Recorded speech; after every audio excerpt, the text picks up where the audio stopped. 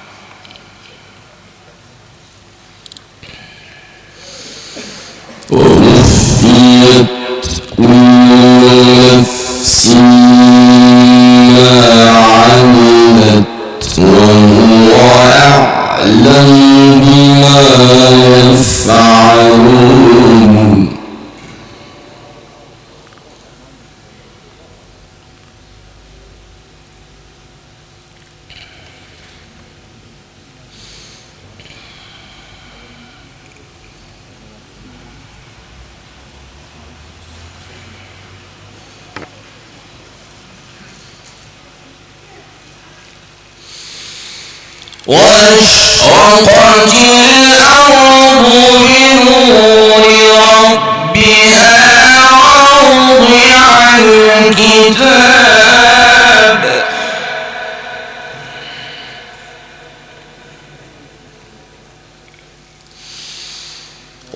وأشرقت الأرض بنور ربها ووضع الكتاب وجيء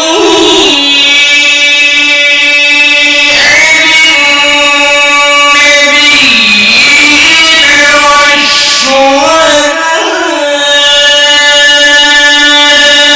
وقضي بينهم بالحق وهم لا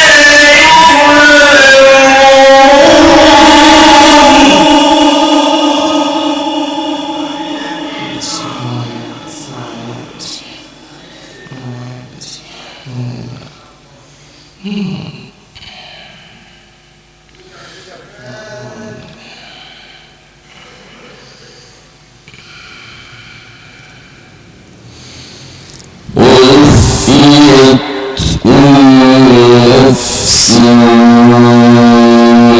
عملت وهو أعلم بما يفعلون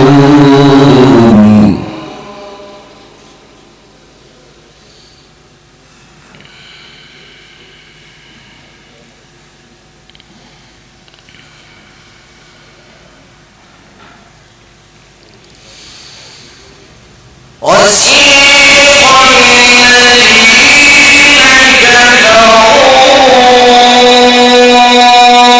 كفروا إلى جهنم زمرا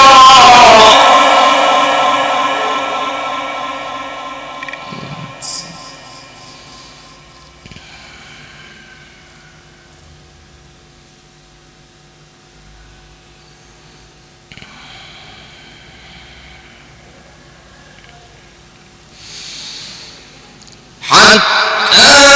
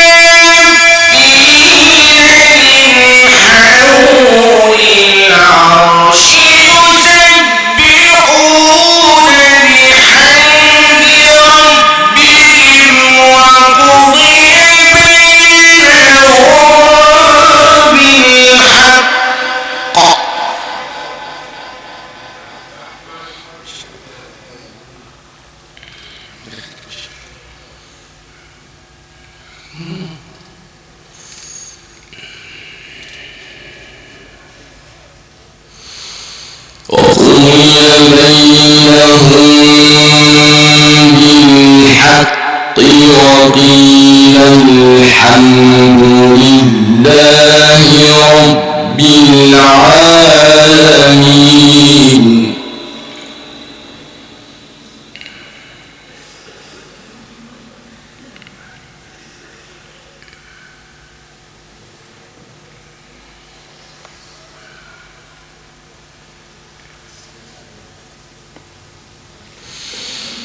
بسم الله الرحمن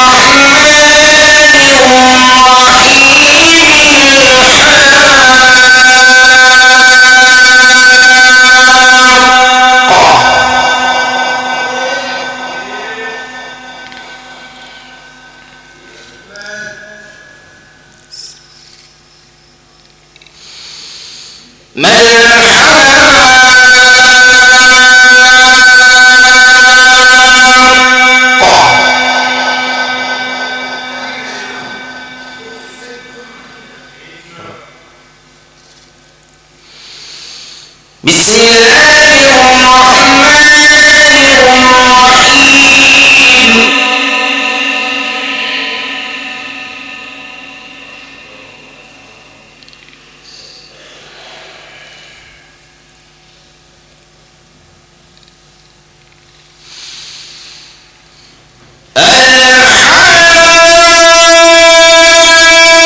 الرحيم.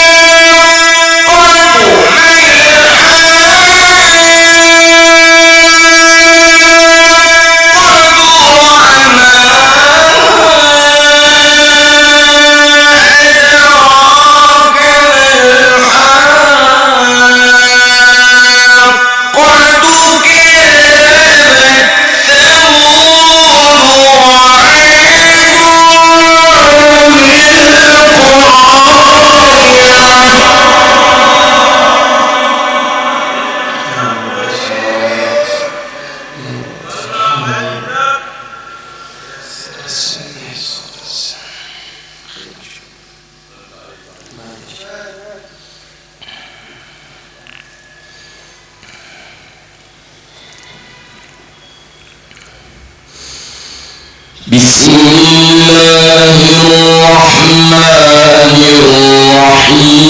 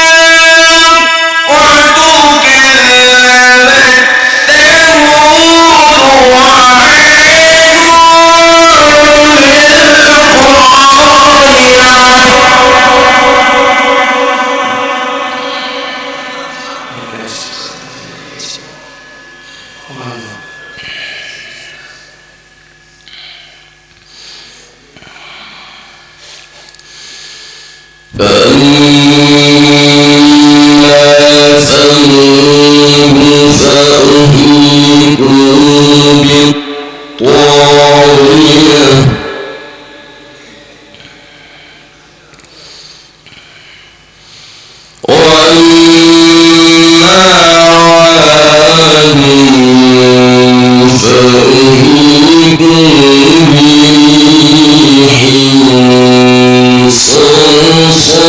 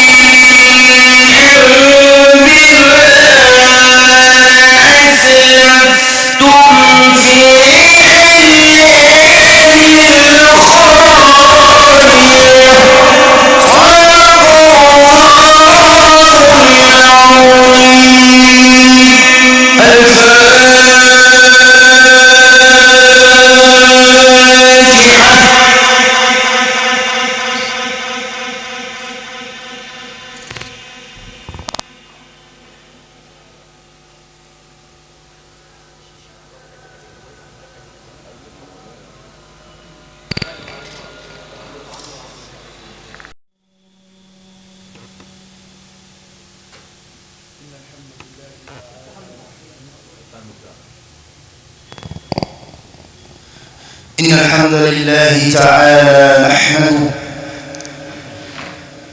ونستعين به ونستغفره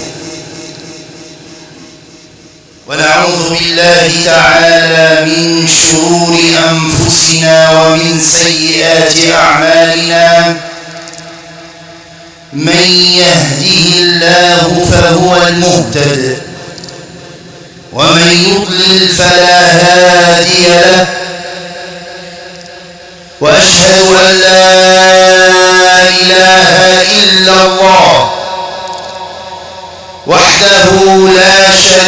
شريك له، له الملك وله الحمد وهو على كل شيء قدير. وأشهد أن سيدنا وإمامنا وعظيمنا وقائدنا محمد رسول الله الصادق الوعد الأمين، صلى الله عليه وعلى آله وصحبه أجمعين. سيدي يا رسول الله، على قدري أصوغ لك المديحا، ومدحك صاغه ربي صريحا. ومن أنا يا إمام الرسل حتى أوفي قدرك السامي شروحا. صلوا على رسول الله. سيدنا رسول الله صلى الله عليه وسلم علمنا كل شيء.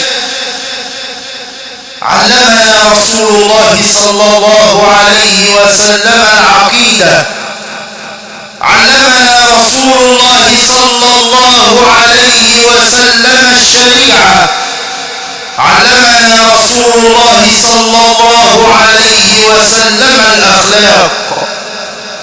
فساد الأوائل سادوا ورب الكعبة، وفتحوا الأمصار والبلاد، فتحوها بتعليم رسول الله إياهم، فتحوها بالعقيدة، فتحوها بتعليمها لآبائهم وأمهاتهم وأبنائهم. رسول الله صلى الله عليه وسلم اعتنى بالنشء. يا غلام إني أعلمك كلمات. لا بد على كل أب، لا بد على كل أم أن تعلم أولادها، أن يعلم الأب ولده كما علم رسول الله صلى الله عليه وسلم الأولاد. إني أعلمك كلمات. احفظ الله يحفظك. عقيدة. احفظ الله يحفظك. احفظ الله تجده تجاهك.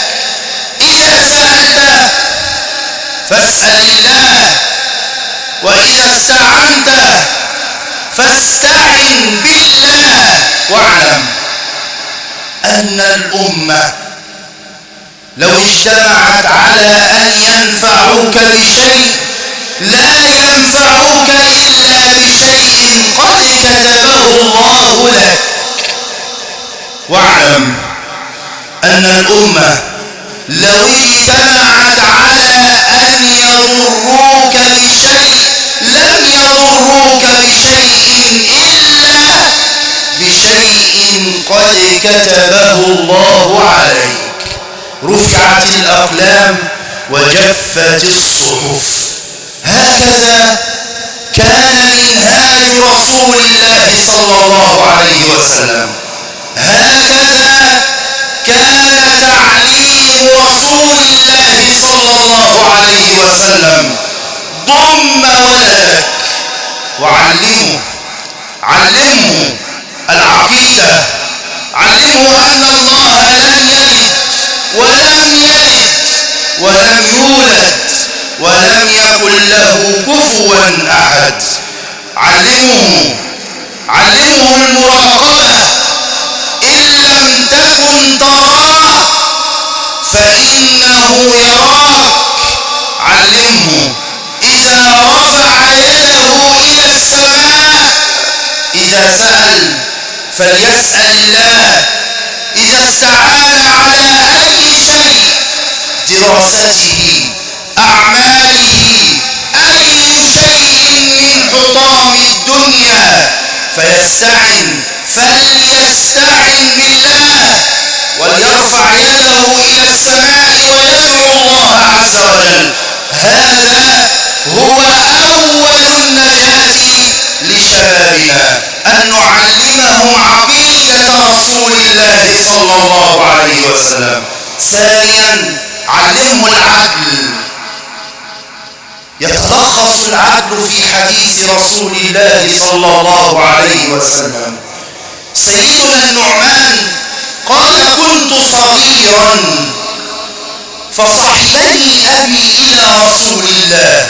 اسحب ولدك إلى المشايخ، اسحب ولدك إلى المساجد، اسحب ولدك إلى القرآن كما فعل البشير للنعمان. قال ذهبت إلى رسول الله فقال يا رسول الله اشهد ومن يستمع؟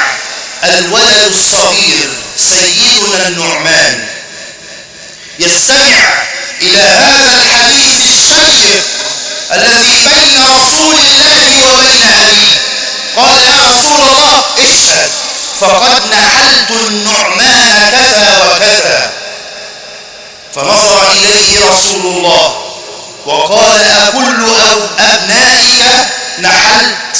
أكل أبنائك نحلت؟ يعني أعطيت كل أولادك، أم أنك أعطيت كذا وتركت كذا؟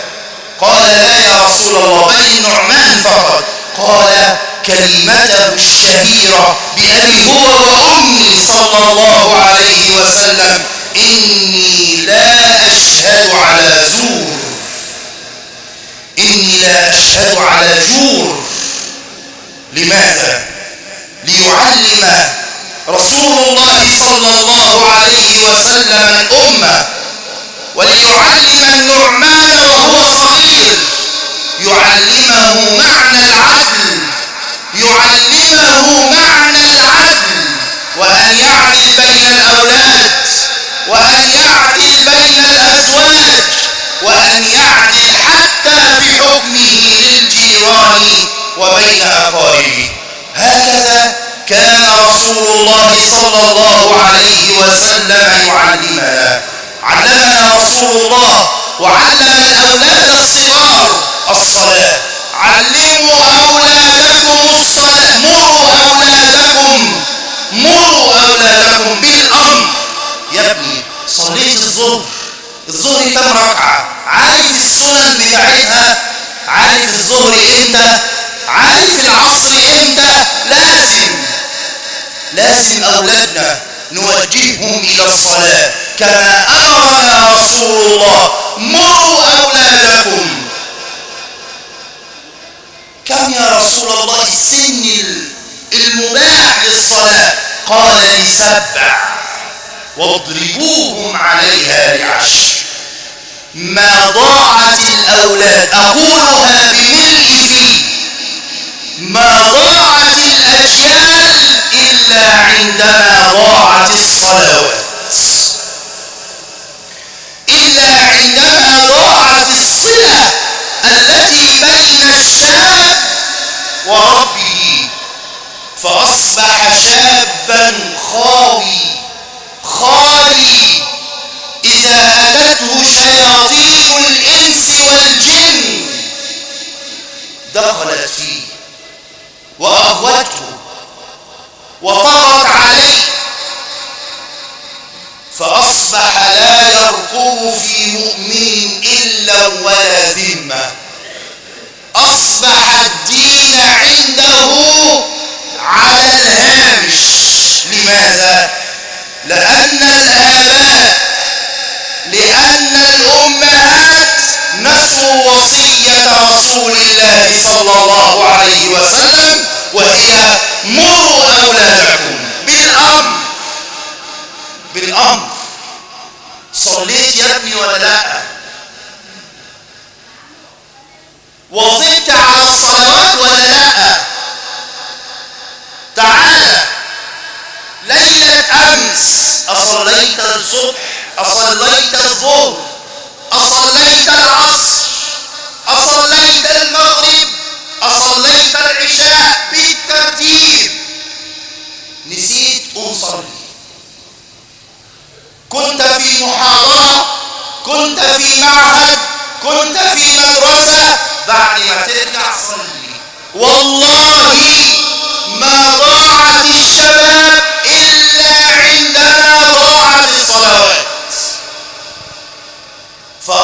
فأصبح الشباب خاوي. لماذا؟ لأنه لا يتصل بالملك، لا يتصل بالله، فأصبح خاوي. اهتم النبي صلى الله عليه وسلم بالرياضة، اهتم النبي صلى الله عليه وسلم بالرياضة.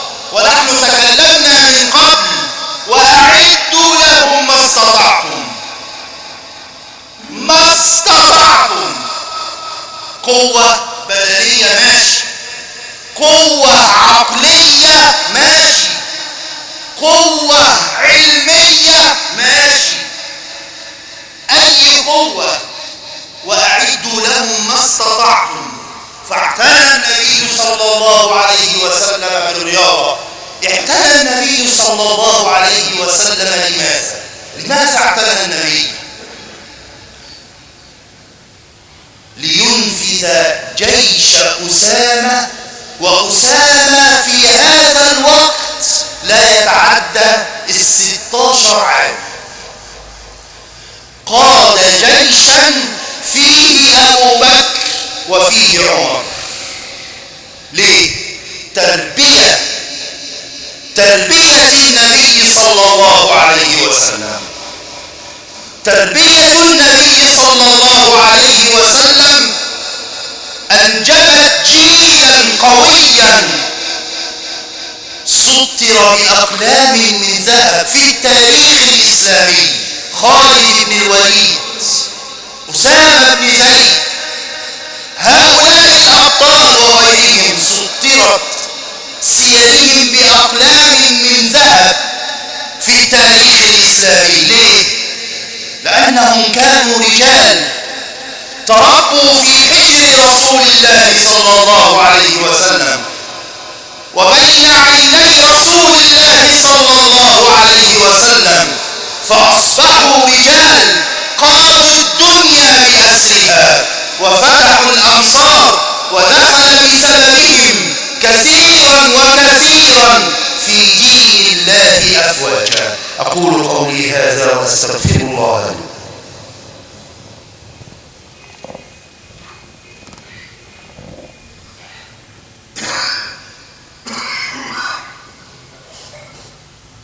الحمد لله رب العالمين، والصلاة والسلام على أشرف المرسلين سيدنا محمد وعلى آله وصحبه أجمعين. الخبل كل الخبل أن تأتي لأولادك بملبس ومشرب ومأكل وتنسى العقيدة، وتنسى الصلوات، وتنسى العقيدة، وتنسى الأخلاق. لا والله، ما هكذا علمنا رسول الله صلى الله عليه وسلم. أيضا القرآن سيدنا لقمان: وإذ قال لقمان لابنه وهو يعظه يا بني. إيه أول حاجة؟ لا تشرك بالله. شرك أكبر ولا أصغر؟ الاثنين يا بني. اوعى تظن ان ده ينفعك او يضرك. اوعى يا بني تطأطئ رأسك لأي إنسان، فهذا إنسان مخلوق من مخلوقات الله. لا تشرك بالله، إن الشرك لظلم عظيم. ثم ذكره بالوالدين. الوالدين يا شباب، كثيرا ما يأتي آباؤنا أمهاتنا تبكي: ولدي لا يسمع الكلام، ولدي يعاندني، ولدي كذا وكذا. يا شباب، ذهب رجل إلى النبي صلى الله عليه وسلم فقال: يا رسول الله، أصبت ذنوبا كثيرة، أريد توبة يا رسول الله. يعني يا رسول الله، يعني فعلت كذا وكذا، فعلت الكثير من الذنوب. فقال له رسول الله: ألك أمك عائشة؟ هي دي الخلاص، أمك على قيد الحياة. فقال: يا رسول الله ماتت يا رسول الله. فقال له النبي: ألك خالة؟ قال: نعم يا رسول الله. قال: اذهب فبرها. والأب، اوعى أبوك وأمك يا شباب. ووصينا الإنسان بوالديه. من الذي وصى؟ إنه الملك. من الذي وصى؟ إنه الملك. اوعى أمك وأبيك. ثم بعد ذلك أوصاه بالمراقبة. يا بني إنها إن تكن.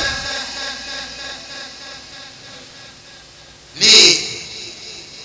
لازم المراقبة في صدور الأولاد تنشط. يا ابني تعالى، إن لم تكن تراه فإنه يراك. خلي بالك، انت جوه في الغرفة لوحدك، بتذاكر، بتلعب، بتعمل أي شيء، لكن أنا عايز أقول لك حاجة واحدة كده، لازم الأولاد يسمعوا هذا الكلام. يا ابني، سيدنا النبي قال: إن لم تكن تراه فإنه يراك. اوعى يا ابني، خلي بالك، اوعى ربنا يغضب عليك. ولا محتاجة لغة عربية، ولا محتاجة إمام وخطيب يطلع على المنبر، بكلام بسيط يخرج من القلب إلى القلب. لازم.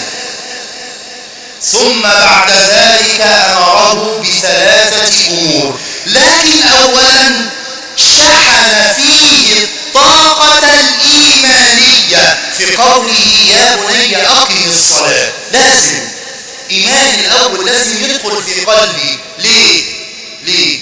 يا بني أقم الصلاة وأمر بالمعروف وانهى عن المنكر واصبر على ما أصابك. بس الأول عمل إيه؟ عمل شحن إيماني له. ما قالوش واصبر بعدين. الأول لا، قال له أقم الصلاة أولا. ليه؟ عشان لما الولد يشحن إيمان يرضى بالنتيجة بتاعته. احنا سمعنا أولاد انتحروا بسبب نتيجة ثانوية عامة أو كذا أو كذا. ليه؟ ما شحنش الأول. أمال عمل إيه؟ لم يسجد للملك ولم تكن له صلة بينه وبين الملك، فبذلك لا يتحمل. ايه اللي حصل؟ انتحر. مفيش ايمان في قلبه. لكن سيدنا لقمان قال لابنه: يا بني اقم الصلاة. ده الاول. استقمت، انا استقمت اهو باقامته الصلاة، وامر بالمعروف وانهى عن المنكر، ثم بعد ذلك واصبر على ما اصابك، ان ذلك من عزم الامور. الحاجات دي كلها يا ابني من عزم الامور. كلام بسيط وكلام سهل، لازم ده يصل لصدور اولادنا. لازم ده يصل لصدور اولادنا.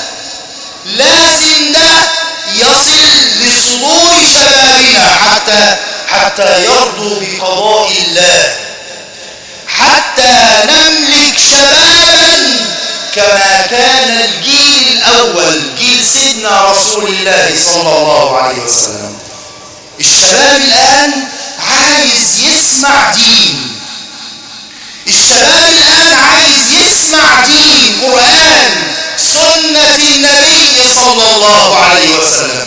اوعى تسيب ولدك يكبر من غير ما يتأسس دينيا. اوعى تسعى للتأسيس الشحم واللحم والتعليم. اولا عقيدة، اتأسس عقيدة وتأسس صلوات وتأسس شريعة. عرف ازاي يتوضى، عرف ازاي. والله لو اقسم على الله لأبره، لو اقسم على الله لأبره. لكن الاول نربي فيه القرآن، نربي فيه سنة النبي العدنان محمد صلى الله عليه وسلم. ما ضاعت الأمة إلا عندما تركت سماع القرآن الكريم وسماع سنة النبي العظيم محمد صلى الله عليه وسلم. نرفع كف الضراعة سائلين المولى عز وجل أن يغفر لنا تقصيرنا. اللهم اغفر لنا تقصيرنا، اللهم اغفر لنا تقصيرنا، اللهم